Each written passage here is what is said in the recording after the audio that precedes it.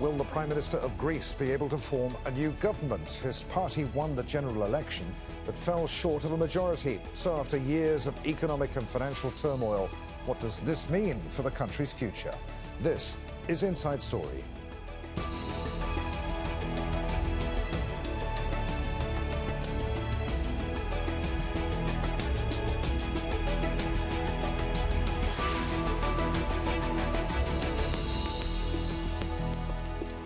Hello, welcome to the programme. I'm Adrian Finighan. Greek Prime Minister Kyriakos Mitsotakis wants to govern for another 4 years. And voters, it would appear, want him to lead as well. Although the New Democracy Party was the clear winner in Sunday's election with more than 40% of the vote, it failed to win an outright majority. Greece is expected to grow its GDP this year, and the party has promised to lift further the economy. But voters, especially the young, say they've yet to see any benefits. So what's next for Greek politics? And is the opposition party still relevant? We'll look into all these questions with our guests in just a moment. But first, a report from Al Jazeera's Katia Lopez-Hodayan. A landslide victory that even surprised the winning party. With more than 40% of the vote, the Prime Minister and leader of the New Democracy Party, Kyriakos Mitsotakis, says he's ready to begin a second term. But before that, another round of voting. The party did not secure an outright majority, and Mitsotakis has rejected forming a coalition. He says his party can secure the 170 seats it needs to control Parliament in a second round of voting. My hope is that we can have new elections as soon as possible. It's my prediction that the formation of a coalition government won't happen at this time. We're looking at June 25th. The high cost of living in Greece is on most people's minds. The minimum monthly wage is about $800. And voters like 28-year-old Irini says prospects are limited. There are days when I come back from a 12-hour shift, my partner the same, and we calculate what we made during those 12 hours compared to other European countries. And I get depressed. I feel a sense of futility. Frustration among young voters may have fueled the lack of support for the leftist Syriza party that got about 20% of the vote. It governed Greece at the peak of its debt crisis in 2015. Given the fact that during the crisis we have had almost 500,000 of people, the majority of who were young people, leaving the country, exiting in order to find better opportunities and better living conditions abroad, I think they don't have now this luxury of being indifferent towards the young generation. Despite the struggling economy, Greece has made financial gains. Many believe that helped outweigh outrage over a rail crash in February that killed dozens of people, and accusations the Prime Minister orchestrated the phone tapping of political rivals and allies. I'm satisfied with the election result. I expected the party to win, but not by such a wide margin. I don't believe it'll be any different in the second round of voting. More than a decade after bailouts pulled Greece from the brink of bankruptcy, the country's economy has rebounded and is close to regaining its investment-grade rating. Now voters are waiting for the government to deliver on its promises and ensure they also will benefit from those financial gains. Katia Lopez-Hodayan for Inside Story.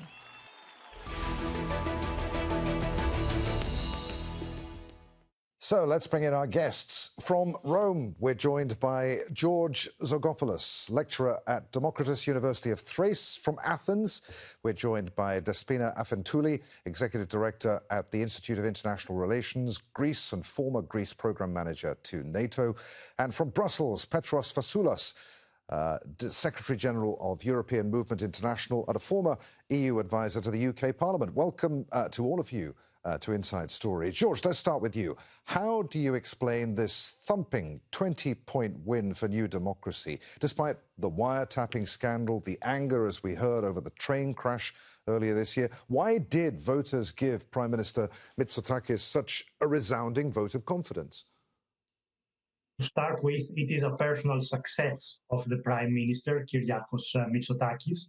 You just mentioned the problems which are existing, indeed, but at the same time, most Greeks valued the fact that during his administration, Greece's economy is rather stable, while at the same time taxes are going down. And this is what matters at first for a country like Greece, which is recovering from an economic crisis.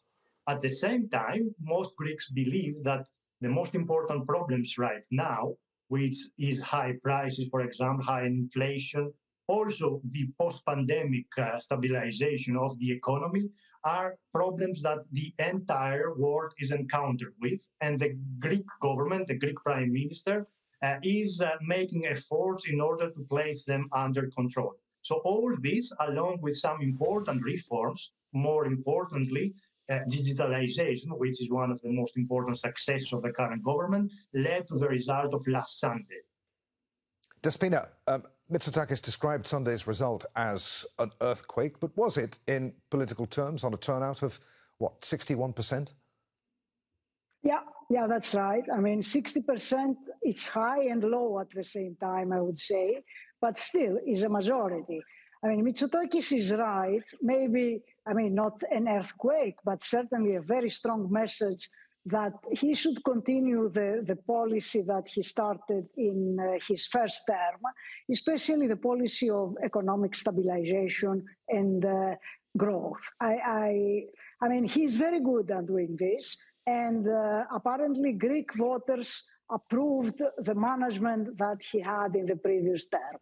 So, Petros, is it all down to the economy? Why did the wiretapping scandal, the anger over the train crash, not appear to touch Mitsotakis and his party? To a certain extent, did voters hold their nose when they chose New Democracy in the polling booths, pushing aside concerns about things like perceived democratic backsliding in favour of economic stability? Well, after 10 years of drama, the Greek voters crave for stability and continuity, perhaps.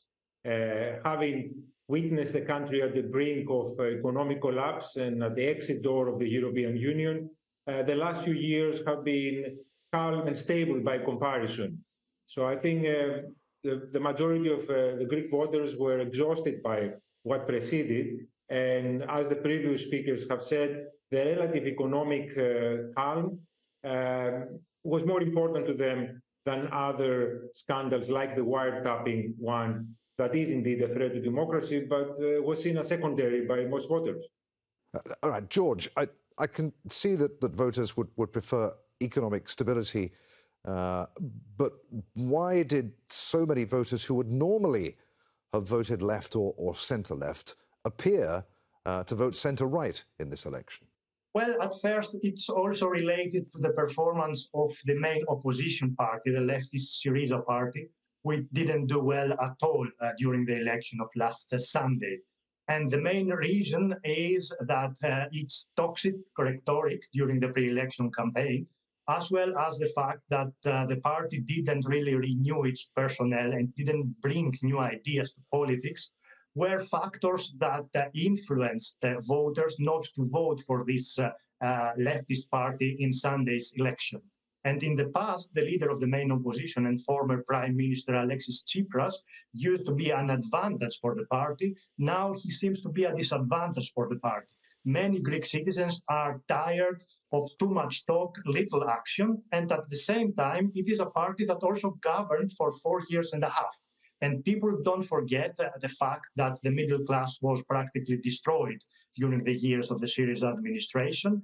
And the fact that the party really does not have fresh ideas about how to re-energize the economy is another factor. Also, it's important to mention when you are referring to the social democratic spectrum that another party, the PASOK, the traditional social democratic party in Greece, did quite well in the election. It has a new promising leader, former member of the European Parliament. So the big debate now in Greece is who might lead the center-left in the future. I believe also this will be quite significant for the second round of the election that takes place next month, because the winner of the election will be clearly New Democracy and Prime Minister Kyriakos Mitsotakis.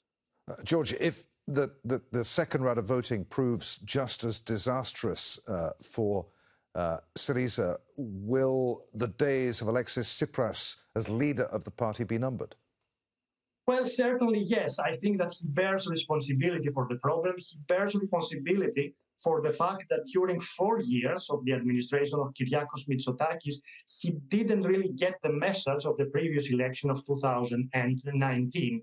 And therefore, he failed to get a percentage that he had promised or that he had perhaps wished before the election. However, at the same time, it's important to mention that even if Tsipras will not do well in the election of next month, again, the other center-left party, the Social Democratic Party, might make gains. It is the traditional opponent of New Democracy, so I expect that it will be very, very interesting concerning the new lead in this spectrum of the center-left in Greece, which practically needs leadership for the years to come, because the Prime Minister and the Conservative Party will have the absolute majority, so the opposition will be very important for Greece's domestic politics. Despina, to what extent do voters still blame Tsipras and Syriza for that U-turn after winning on a mandate to resist authority back in 2015 and yet ushering in just that? Yeah, I think that they condemned, in a way, Syriza for what they did in the past, despite the fact that they have voted in favor in the past.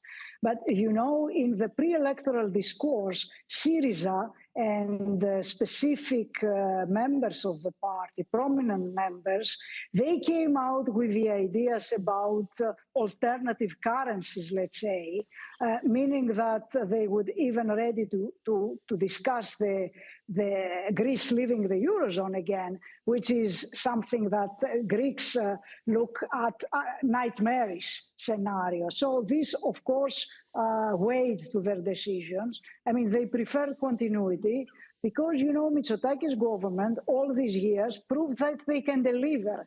This is something not very common in Greece, a government to deliver. And this is what happened. So finally, I mean, they disapproved what Tsipras and Syriza supported during the electoral campaign. I would also add another dimension, as we are talking about stability and security. I would add that elections in Turkey also weighed in a way to Greek voters' choice, because you have Erdogan from the other side, there is no change, so most probably Greeks would vote for security. Petros, picking up on that, on security, how much do Greeks cherish membership of the European Union and NATO membership? Indeed, support for EU membership is very high in Greece, and it remained high even during the sovereign debt crisis. Greeks are instinctively pro-European, not just because of the economic benefits of EU membership or the security benefits that might come with it, but they do subscribe to the fundamental values that underpin European integration, which are, to a large extent, are very similar to Greek values. So for them, it is very important to be a member and be part of Europe, be part of the European mainstream. And Mr. Mitsotakis' government was able to restabilize the relationship between Athens and Brussels after the frequent conflicts, the spats, the arguments that almost led to divorce during the Syriza government. We all remember how Mr. Varoufakis enjoying picking fights with his fellow finance ministers in Brussels.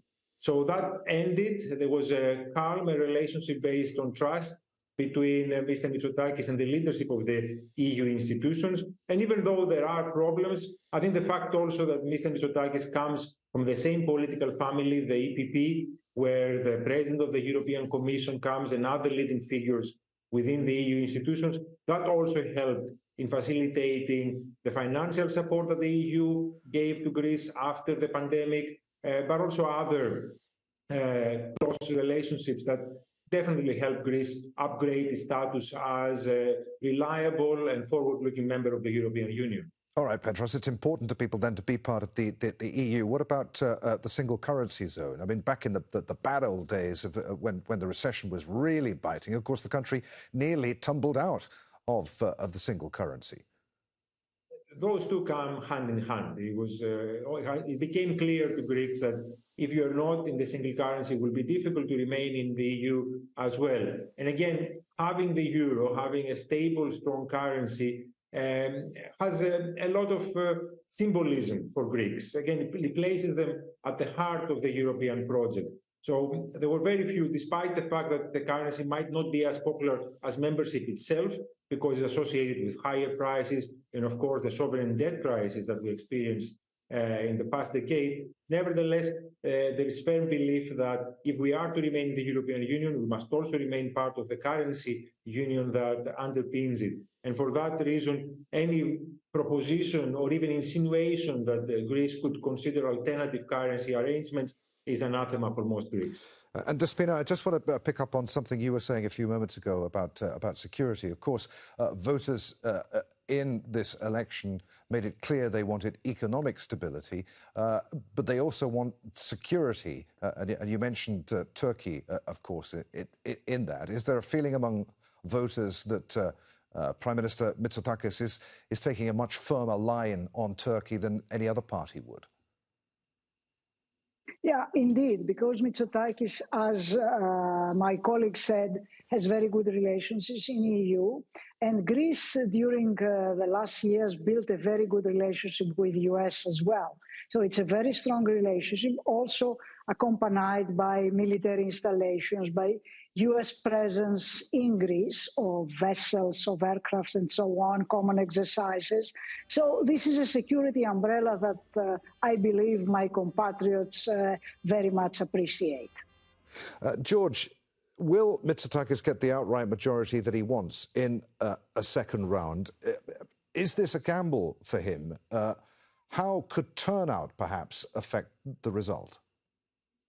It seems highly likely, and that's why practically he did not want to cooperate with others and form a coalition government after the Sunday's election, because theoretically he could cooperate, find another partner, build a coalition government. But he believes that the message that was sent last Sunday is clearly a message that will lead him to win the next election. And thanks to the fact that the electoral law will be different next time, it will be based on reinforced proportionality. This means that the first party will have a bonus analogically to its performance. It is very likely that the Conservatives, the New Democracy Party of Mr. Mitsotakis, will be able to govern alone. And also citizens value political stability. I don't think that there is any real chance for the Conservatives not to get the absolute majority. By contrast, I would say that the election is more important for the center-left and who might lead the opposition in Greece, because, as I said before, it will be very important for a democratic country like Greece to have an opposition, a main opposition, that will be able to offer sincere and reliable alternatives and do a sincere and good debate in the Greek parliament. OK, George, does that mean that PASOK then will go back to where it was quite used to being before it was eclipsed by Syriza and be, well, in this case, the main opposition party from now on? Well, this is the objective of PASOK for the election of June, to see up to what extent it will be able to persuade citizens who belong to the center-left political spectrum not to trust Tsipras and Syriza again, but to trust Mr. Androulakis, the leader of PASOK, and the party. Indeed, this party has managed to renew its political personnel.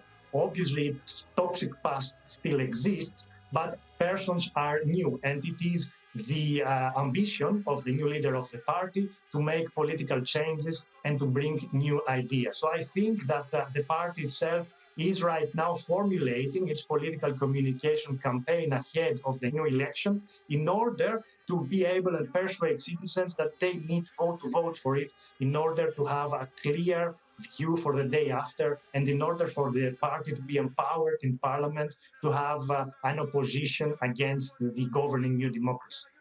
Despina, Syriza party officials said after Sunday's result that Alexis Tsipras would press ahead with an immediate change of strategy. What does he need to do to pull voters back? And, I mean, surely there's not enough time for him to do so now between today and the runoff. I don't think they can manage, to propose a very different approach, to what they said, during this pre-electoral campaign. Maybe, they will promote other persons. There is a good team in Syriza. Certainly Tsipras, is to blame for the failure because he is the central personality in this party. So I would not be surprised if they push, other persons, to support the party during the campaign. But we cannot expect, very radical changes in the discourse. The time is too short for that. Petros, has life under Mitsotakis in the last 4 years improved for the Greek electorate? The country still has a huge national debt. Wages are pretty low compared to elsewhere in Europe. Unemployment still relatively high, not nearly as bad as it was. Many Greek households still struggle to get by. Levels of poverty and social exclusion are among the highest in Europe. Why would anyone vote for New Democracy and not PASOK? Well, when you have reached rock bottom, the only way is up. So in many cases, Greeks felt that any improvement is good enough. But on your question, I think New Democracy was better in distancing itself from the past and changing the personnel than was PASOK, which was the last one left handing the ball before the collapse of the currency and the economic situation in Greece, as you remember. So they're still carrying the blame to a greater extent than New Democracy was. And they haven't been able to detoxify their brand, even though they attempted a serious rebranding not so long ago. But still, like you said, the macroeconomic indicators for Greece have improved significantly. We've seen that unemployment has been reduced. Inflation, comparatively to other parts of the European Union, is under control. Also, the investment mood for Greece is much better. And that gives hope, I think, to a lot of Greeks. And even though they see that their everyday life isn't improving, their salaries are not increasing, their purchasing power is reducing, they do look around and they have a little bit more hope about the future. And I think Mr. Mitsotakis has been able to articulate that those small improvements were down to his premiership. And that's something that the opposition wasn't able to do well enough, to point out that life is still quite hard. And that made a huge difference in a country, in a population that has been battered by crisis for the last 10 years. All right, let's put that to George. That comment there, Petros, you made about Greece being at rock bottom, there was nowhere else for it to go. To what extent, George, are Mitsotakis and his policies the reason why Greece's economy is growing at twice the Eurozone average? I mean, the country was down and very nearly out from near bankruptcy. Wouldn't any party have managed to get Greece on its feet again, regardless of policies? There was only one way to go. Or did the country need someone like Mitsotakis? Well, to start with, we should say that even from 2019, the Greek economy had started to get stabilized even under Syriza, because Syriza in the first 6 months of 2015 played a very bad game for Greece's economic future, but then it signed the third bailout and it managed to implement some of the reforms. So Mitsotakis took over from there, from a moment during which Greece's economy was quite stabilized, and indeed he managed to improve some indicators despite serious problems, the COVID-19 pandemic and also the conflict in Ukraine. However, Greece's economic future also does not necessarily look bright, because beyond the quantitative analysis of the indicators, we should also place attention into the quality. And if we are looking at the number of the Greece's debt, for example, it is now over 400 billion for the first time. And this is obviously not very encouraging. Obviously, yes, indeed, Greece is able to serve its debt right now. It can access the market and so on. But if the new government attempts to govern in a manner that will be similar to how governments were governing before 2010, then it will be very problematic in the medium and long term. So we have to be very, very careful. Despina, would you agree with that? Yeah, absolutely, I agree. And I would also say that above all, economic policy is restricted by Eurozone rules. I mean, you cannot escape. Nevertheless, I mean, due to the relaxation in Eurozone, I mean, this Greek government could afford, I mean, make some spending in favor of the most, of the weakest, let's say, categories of the population. But still, I mean, the problems are here, and any government would have to address. I mean, if we come back, I mean, to a healthy economy. This is something not to forget. And for this, I mean, you need a consensus also from the opposition.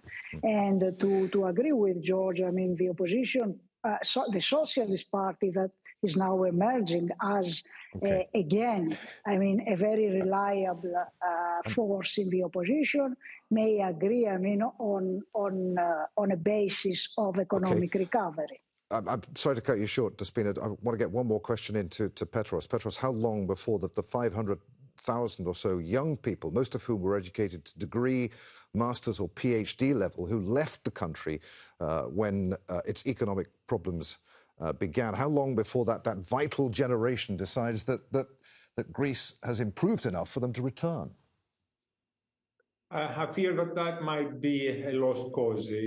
As we have seen for previous trends of emigration, people don't return home in as great numbers. And as Despina mentioned, there's still, and George, of course, there's still a lot of challenge that the Greek economy is facing. And Mr. Mitsotakis now needs to prove himself, and his government needs to make sure that whatever macroeconomic successes and how much the indicators have improved, those improvements need to be felt in the pockets of people into their everyday life. And unless that happens, those Greeks that left the country during the crisis are not gonna return. So the jury is still out. It was a big victory for New Democracy, but they do need to deliver now on the strong mandate they're about to receive, because things can turn very quickly in Greek politics, and everybody's watching, both the Greek population, but also Greece's partners in Europe and beyond. Okay. There, I'm afraid we must leave it. Many thanks to all of you for being with us. George Zogopoulos, Despina Afentouli and Petros Fassoulas. As always, thank you for watching. Don't forget you can see the programme again at any time by going to the website at aljazeera.com. For further discussion, join us at our Facebook page. You'll find that at facebook.com/AJ Inside Story. And of course, you can join the conversation on Twitter. Our handle at AJ Inside Story. From me, Adrian, Finighan, and the team here in Doha, thanks for being with us. We'll see you again. Bye for now.